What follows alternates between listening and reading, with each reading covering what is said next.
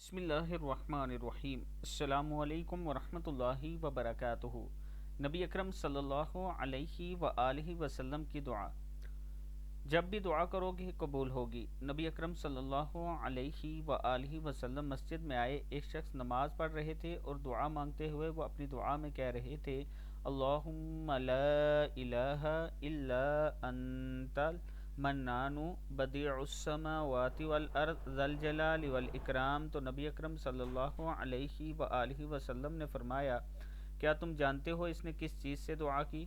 اس نے اللہ سے اس کے اس اسم اعظم کے ذریعے دعا کی کہ جب بھی اس کے ذریعے دعا کی جائے اللہ اسے قبول کر لے گا، اور جب بھی اس کے ذریعے کوئی چیز مانگی جائے اسے عطا ہوگی۔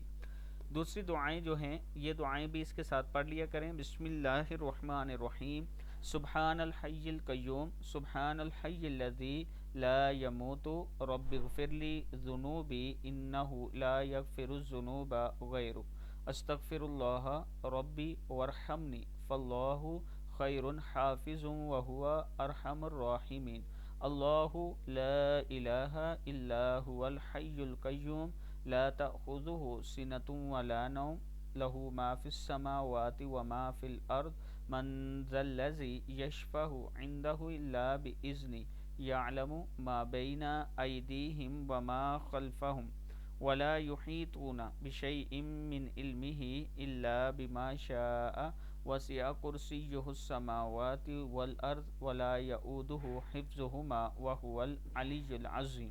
یہاں تک یہ آیت الکرسی جو ہے یہ بھی ساتھ میں پڑھ لیا کریں، پھر اللہ سے مانگا کریں، اللہ تعالیٰ ضرور عطا کرنے والا ہے۔